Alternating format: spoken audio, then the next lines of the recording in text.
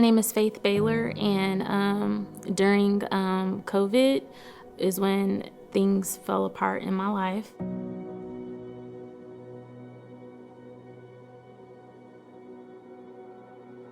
I started to notice more the systemic issues that were part of my marriage and the toxicity that was within our relationship.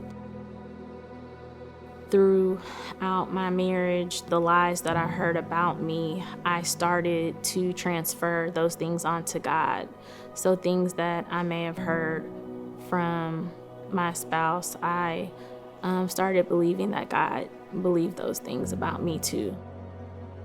My girls and I, due to some unforeseen circumstances, I had to relocate us to an apartment that I had to get because of the toxicity that was happening in our home. So I started coming to Rush Creek around November 2021, and that's when I learned about Regen. So when I went to Regen, I was thinking, this is gonna help save my marriage. And going through Regen, I realized that it wasn't about my husband, his issues, that it was more about my lack of self-worth and my refusal to surrender things to God. And around March 2022, I just was crying out to God because I didn't know what was going to happen to my marriage. I knew that I couldn't go back to my marriage under the circumstances that, I was living in. On March 14th, I got an email from my husband saying that he no longer wanted to be married to me, and he just wanted to be a father to our daughters, and it shattered my heart into a billion pieces. My biggest fear in the toxic marriage that I was in was becoming a single mother, because that was something that I didn't want to experience and that I didn't want my daughters to experience.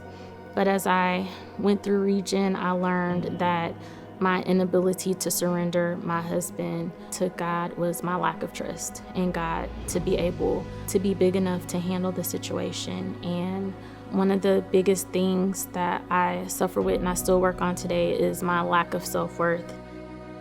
There were times that things would be said to me like, you are of no value. I started to believe those things, and I learned in Regen that that was a form of pride. When I choose not to believe what God has already said about me, that I am being prideful because I am deciding to not agree with him and what he already said. And that was one of the biggest obstacles that I had to learn, that I am valuable, that God says I am fearfully and wonderfully made, that God sent his son to die for me because of his love for me. As I went through Regen, I shifted my focus from trying to save and fix my marriage and trying to get someone to love me to shifting my focus to the God that does love me and that essentially took care of me throughout the entire process. My biggest takeaways from this whole Regen process and going through this was that I learned and experienced God's genuine love and concern for me. One of the scriptures that really encouraged me through this process was just how we should cast all our anxieties on God because he cares for us. And I learned that through my situation, I was never designed to carry all of these issues, that I was supposed to give these things to God and to trust him and obey him in accordance to that. So I would just challenge you to know that you don't have to hold on to these things, to these burdens, that God is here to take those from you should you allow him, and he can help you heal from those things. My name is Faith Baylor, and I have a new life in Christ.